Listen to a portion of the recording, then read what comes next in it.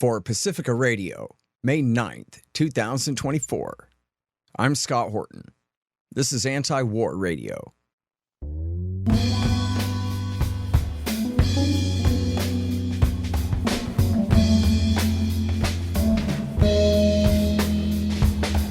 All right, y'all, welcome to the show. It is Antiwar Radio.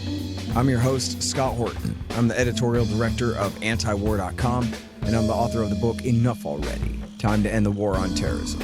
You can find my full interview archive, more than 6,000 of them now, going back to 2003, at scotthorton.org and at youtube.com/Scott Horton Show. And introducing today's guest, it's Antiwar.com's news director, Dave DeCamp. He's also the host of the great podcast, Antiwar News. Welcome back to the show. How you doing, Dave? I'm good, Scott. Thanks for having me. Very happy to have you here. So there's a lot of bad news on the Gaza war here, but let's start with a little bit of a silver lining. It looks like Joe Biden has ordered some sort of pause on the sale or transfer of munitions to Israel. So please give us the details if you could, sir. Yeah, so this came out earlier this week that the U.S. paused the shipment of 5,000 bombs, about the 2,000-pound bombs and the 500-pound bombs that Israel has used for the past 7 months, to destroy these cities and residential areas. So it wasn't really clear exactly what the reason was at first, but then on Wednesday, Biden did an interview with CNN, and he said that if Israel goes into Rafah, that he's going to stop giving them bombs, and he even said artillery shells as well. So it sounds good, but the problem is that Israel just launched an operation in Rafah. Biden says that they haven't entered the main, population centers, that it's been focused on the border.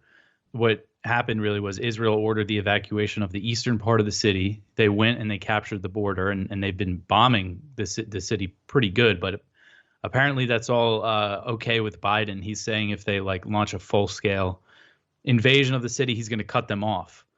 He's still pledging, that for he's going to support Israel in the long term, but it does seem like he's drawing some sort of red line here, finally, after 7 months. But again, the thing I'm worried about is what does he consider really an invasion of Rafah? Because right now, what happened with them capturing that border crossing is that they closed it off to aid. That was the only border crossing where fuel was coming in. People are starving, according to the World Food Program. According to Cindy McCain, the widow of John McCain, there's already a full-blown famine in northern Gaza, and now they just cut off the two border crossings that were accepting the most aid deliveries through. And the famine, people in the south now right in Rafah are basically under siege again, and it's just a really horrific situation for the people on the ground. And now it seems like almost Biden maybe is going to let Israel just slowly, because they're still bombing the city. I mean, they're focusing on the eastern part, and about 80,000 people have evacuated, but it's not like they've stopped, So I think he's just basically saying he doesn't want a huge escalation like we saw earlier when Israel first invaded and completely destroyed Gaza City, and then later with Khan Yunis and the other cities. So it's Antiwar Radio. I'm Scott Horton talking with Dave DeCamp here. Now, so Rafah is where they told everyone to go for the last 7 months. We're bombing everywhere else, so you better get out of here, go to Rafah, and we won't bomb you there. Now they're bombing them there. And so where's everybody supposed to go? I heard that they set up really nice accommodations at a place called Al-Masawi. Yeah, so that's where Israel is suggesting everybody go. And then you have the aid groups that are operating on the ground and say it just doesn't have the capacity to accept all these people. And they're also obviously worried about Israel bombing them anyway, because they have bombed what they call, safe zones. Yeah. And I was being sarcastic anyway. It's just tents in the sand. There's no even porta potties or anything for anybody. It's a total just ridiculous hoax that this is supposed to be the next safe area after they bomb them out of the current safe area. But now, so the Israeli side would say, I think Netanyahu says specifically, there are 3 regiments of Hamas, and that's where they are. They got them cornered now. So now, if only the civilians will get out of the way, they can just finish this thing once and for all. What about that?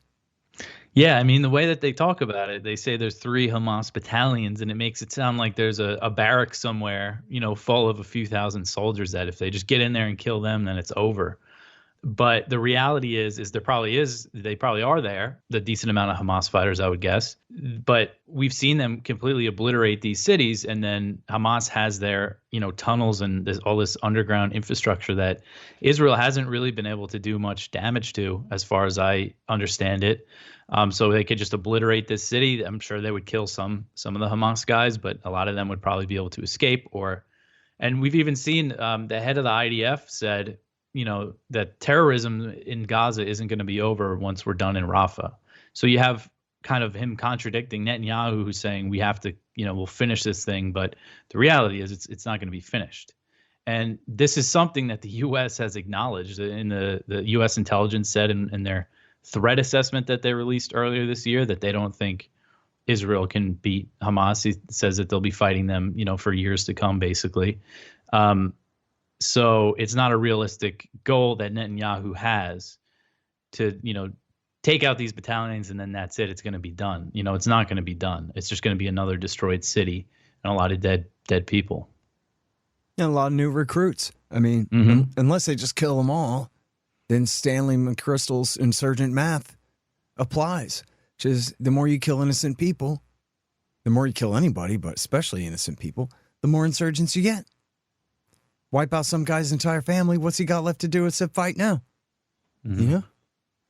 So, and this is something that's been acknowledged by, the top U.S. military officials. It's no secret what they think about this, yet they're still supporting Israel in this. And I think an important point here is that it's good to see Biden say something like that. At least he feels like he needs to. There's a lot of pressure on him. Although I did see there was like kind of an analysis of it in Haaretz that I thought was interesting, was that basically it's not going to please anybody because the real critics of the thing, know that after 7 months, what is this really going to do? Oh, and another thing, according to a U.S. official speaking to the Washington Post, Israel has what they need if they wanted to escalate in Rafah. They have enough munitions and bombs if they wanted to really launch the full-scale attack on the city. So that's an important point here. It's too late. In other words, really. The pause is just for political show in America to appease the left half of the Democrats. Yeah, even though, real critics of this thing, know that this is kind of a PR stunt. And then you have, pro-Israel people just losing their minds. I mean, the Republicans and everything.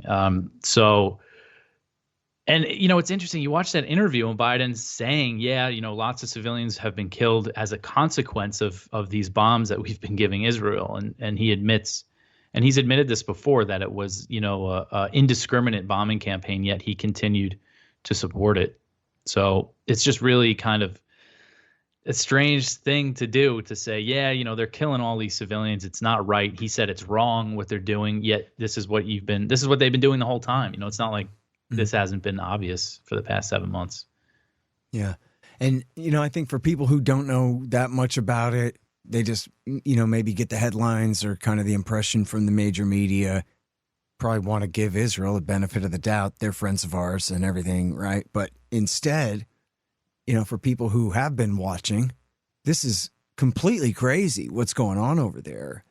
The number of civilians that have been killed is in the tens of thousands. It's an absolute horror show. I heard your podcast earlier this week where you're talking about where they killed the mother, but the doctors had saved the baby.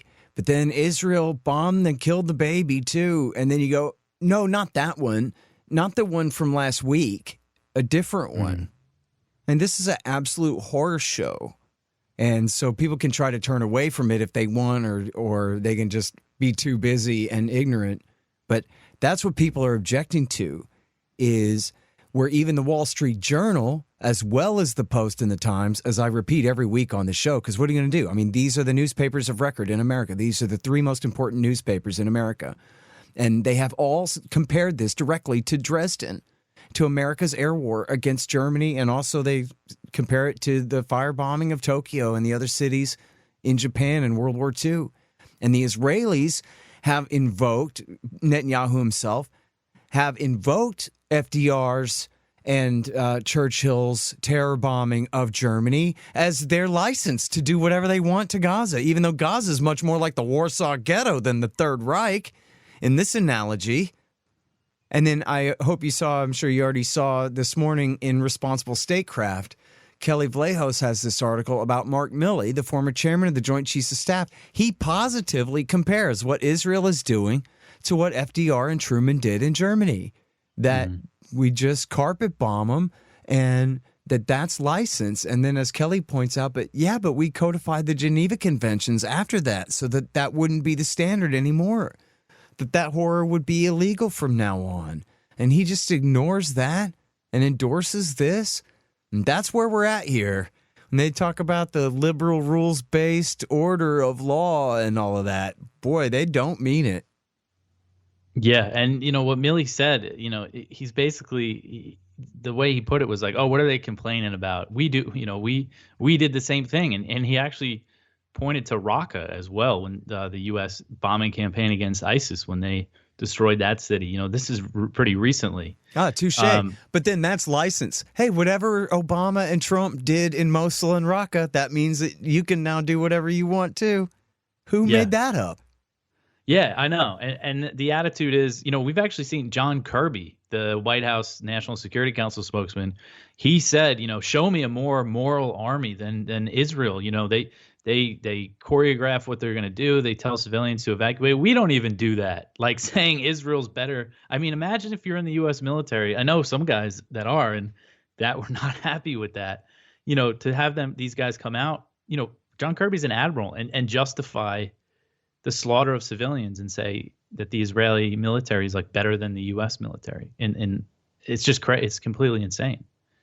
And meanwhile, their rules of engagement are far looser than America's rules of engagement. And I mean, everyone can agree America should have never invaded Iraq. But, even the worst battles like in Fallujah in 2004, I think innocent people had more of a chance to get out of the way. And then the level of destruction that they brought to the city, when that's like the worst example from Iraq War II probably would be Fallujah in the spring and fall right after the election in 2004 in November. And I don't know exactly what the percentages are, but they destroyed much less of that city than, compared to what Israel is doing in Gaza, where they're just absolutely flattening everything and, destroying it and bulldozing the rest with the bodies inside the rubble still and everything, Mm-hmm. And the starvation. I mean, what just happened with them capturing the border crossing and cutting it off? We've seen the U.S. claiming that they're claiming Israel hasn't been blocking aid, but they're also been, Israel needs to do more to allow more aid in. And they just cut off the two most vital aid crossings. And nobody's really saying anything about it. I feel like it's barely been noticed, maybe because of what Biden, everybody's focused on what Biden said about the bombs now. But well, you know what it is too, man, is people are very wary of hyperbole, genocide here and famine there. When you say famine, people think of, hands across America. Well, you're too young for this. Ethiopia in the 1980s, right? Where people are just starving to death by the tens or hundreds of thousands or whatever it is, just, I guess, tens. But so when you say famine here, when Cindy McCain says famine here, even to me, it just raises the question, what exactly do you mean by that? People are starving to death right now, and in what kind of numbers? Mm-hmm. Yeah, no, I mean, it definitely does raise that question. But the fact that you've even had a U.S. official, Samantha Power, say that there's famine already happening in pockets of northern Gaza. And really? Then they're just letting Israel, basically, Biden gave Netanyahu the green light to capture that border crossing. They talked about it right before he launched the operation. Wait, what's her position? She's in the State Department right now still, right? Samantha Power? Yeah. She's the head of U.S. aid. Yeah. Oh, she's the head of U.S. aid. That's right. Yeah. And so this is the top American aid official, and this was about a month ago, or I think it was in March, said that she thought there were parts of northern Gaza where famine is happening. And there was a point where we heard a few dozen people were starving to death. But you're right that I haven't seen the reports of like a mass number of people starving to death, which is what I would think when it comes to famine. But I mean, I wouldn't be shocked if you told me 1 million people were going hungry but surviving. You know, I Yeah. don't know where you draw the line on that. I mean, the whole thing is a horror show from beginning to end, but Yeah, I mean, I just think, it's important because also there's the U.S. foreign assistance laws. If a country is blocking aid deliveries, then the U.S. is supposed to cut them off. And, it's just completely ridiculous that the State Department has claimed that Israel's not doing that so they could keep giving them weapons.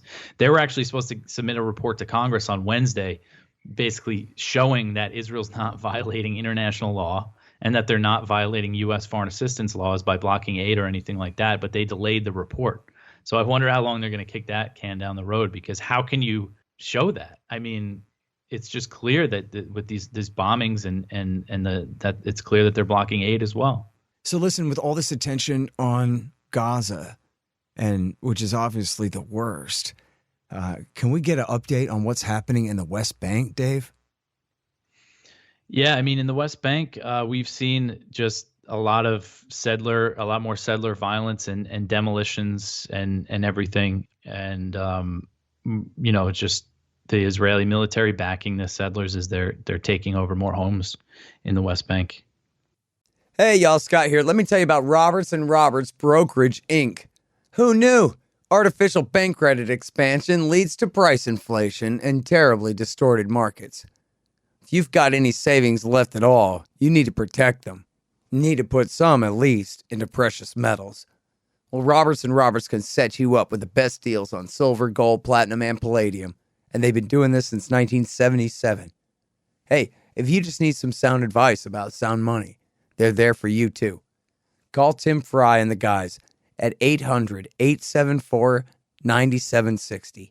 That's 800-874-9760. Or check them out at rrbi.co. That's rrbi.co. You'll be glad you did. Hey, y'all, you should sign up for my Substack. It's scotthortonshow.substack.com. And if you do that, you'll get the interviews a day before everybody else. But not only that, they'll be free of commercials. How do you like that? Pretty good, huh? scotthortonshow.substack.com.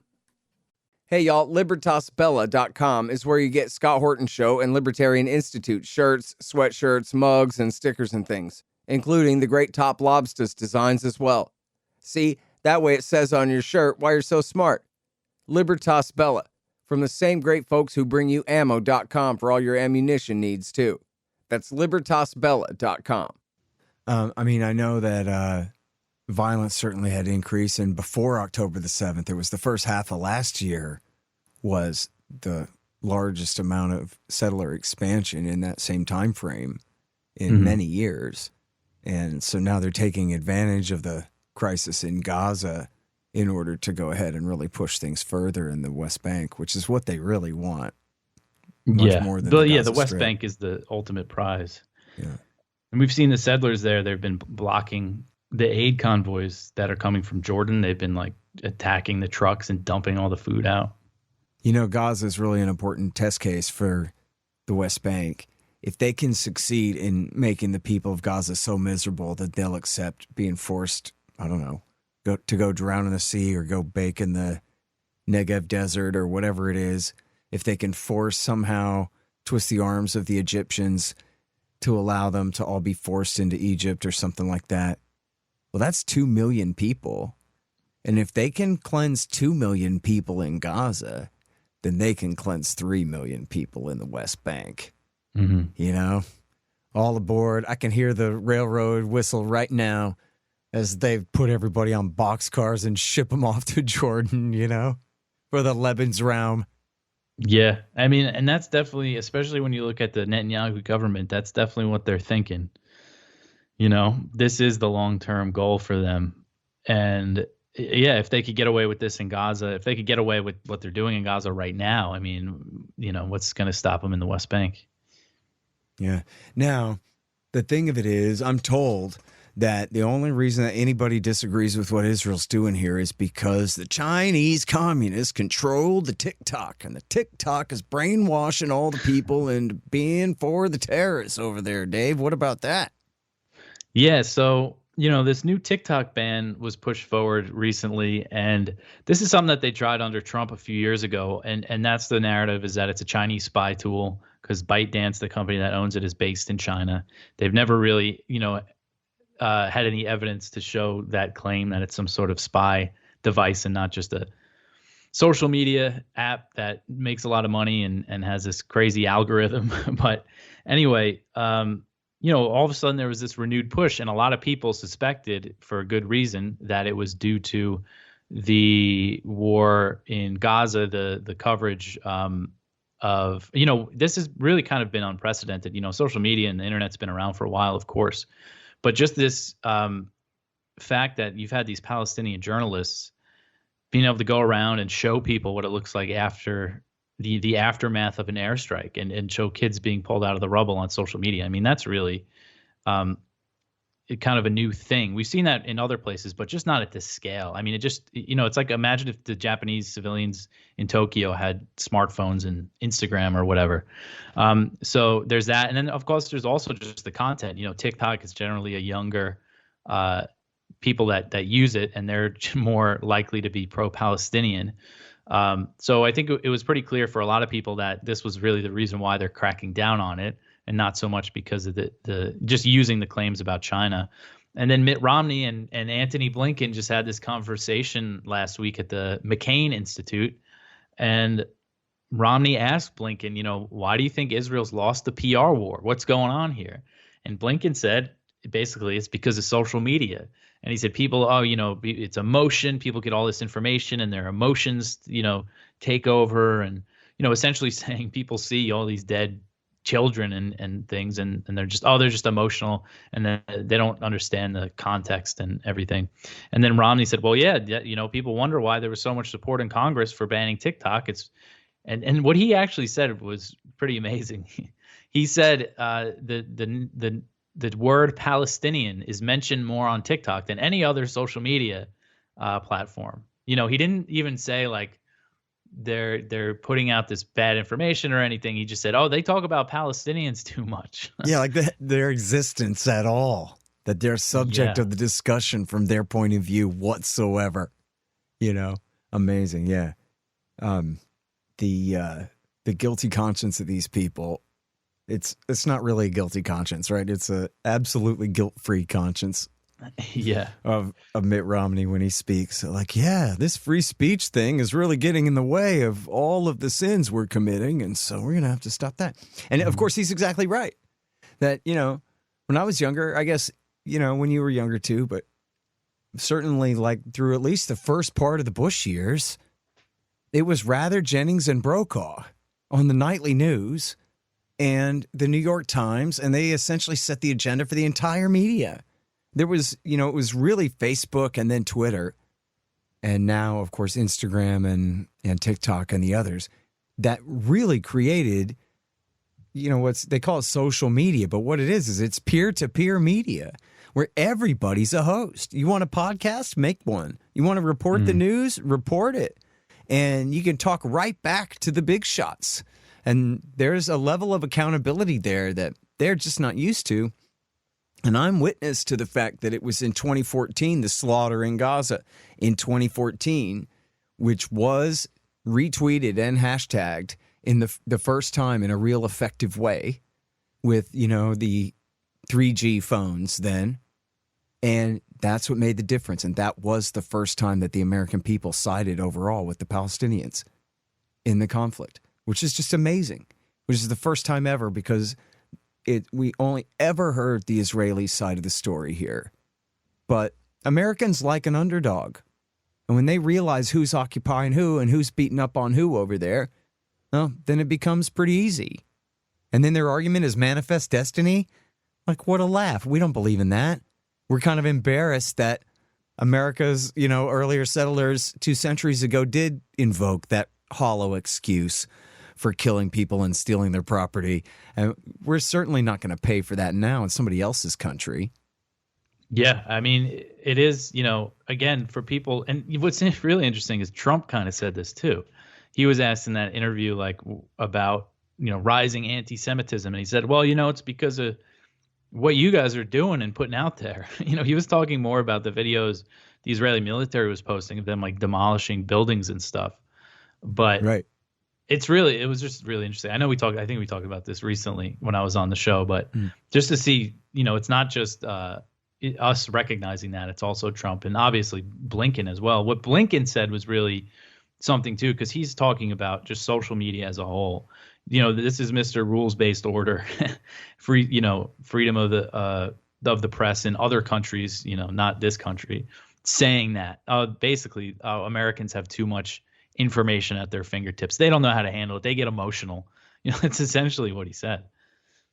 Yeah, that's funny. As opposed to all the real rational arguments for why it's okay to kill tens of thousands of innocent people in a penned-in reservation, right? Again, for people new to the subject, Palestine ain't the nation state next door. In fact, that's the whole controversy, is these people aren't allowed to have independence. They literally are living on an Indian reservation. That's what the Israelis are bombing. It was that one Palestinian comedian was talking about, it's such a funny story here. It's the unique circumstance where the oppressed are able to carpet bomb their oppressors with impunity. And, it's because they usually are trying to obscure who's really persecuting who. Not that absolves the sins of the Palestinian resistance when they do the wrong thing, but it is what it is. Yeah, and when we're talking about Rafah now, again, there's over 1 million people. The latest estimates is like 1.3 million people in the city of Rafah, and they fled from all over Gaza. The pre-war population was 275,000.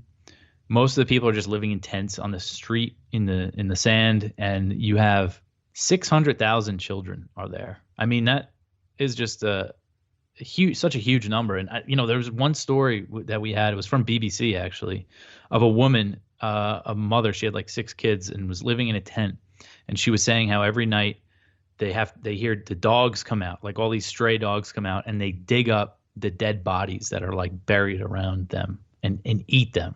I mean, this is the horror that these people are experiencing. And that their children like can't sleep at night because they just hear these dogs all night long. Like, it's things like that when you hear those types of anecdotes that make you kind of try to, maybe imagine it more. When you just hear, 600,000 people, 100 million people, but these are actually families, young children who are going through this, and it's just unimaginable. Yeah, and so that's why the kids are out protesting. That's what the controversy is all about, is that what's going on here is wrong. It's not just who's on whose side or whatever. This is the least fair fight since the last one. It's just as ugly as can be. And for the anti-war protesters out there listening, I say get off the campus and target Democratic Party officials. That's your leverage as the left, is pressure on the liberals that if they want to stay in office, they're going to have to appease you and not the Israel lobby, not anymore. And so let that be the near-term future of the anti-war movement here on the protest movement on the campuses. And especially going into this long, hot summer of this election year. It's the most important thing. It's a crisis of our time. At offices and everything. I think that could be really effective. Absolutely right. And so, okay. And by the way, don't block the roads. Just block the driveway of your representative in Congress, right? Be narrowed and focused in your protest. All right, that's it. We're out of time, but thank you so much for your time again on the show and for all your effort keeping track of the bad news for us, Dave. You do a great job. Thanks, Scott. Thanks for having me. All right, you guys, that's Dave DeCamp. He's news editor at Antiwar.com, and he's got his own great podcast called Antiwar News, where he just gives you the rundown on the top stories every day, and really great stuff. And that's news.antiwar.com. And that's it for me for today. I'm your host, Scott Horton, here on Antiwar Radio. Find my archives at scotthorton.org and at youtube.com/Scott Horton Show. And I'm here every Thursday from 2:30 to 3 on KPFK 90.7 FM in LA. See you next week.